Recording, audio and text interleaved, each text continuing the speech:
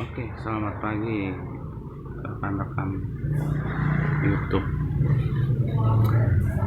Untuk kali ini saya ingin membahas letak nomor rangka dan nomor mesin dari Suzuki Swift GX Matic 2014.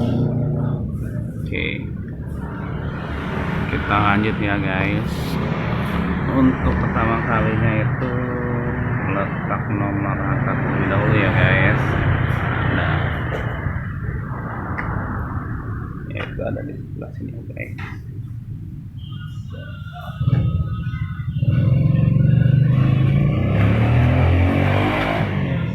Di depan kaca driver.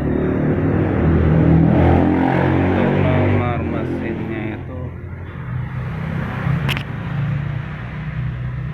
ini ya guys.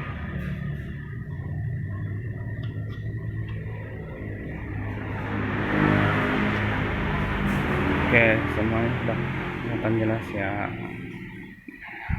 Untuk pembahasannya cukup kali ini. Terima kasih. Jangan lupa like dan subscribe-nya. Terima kasih.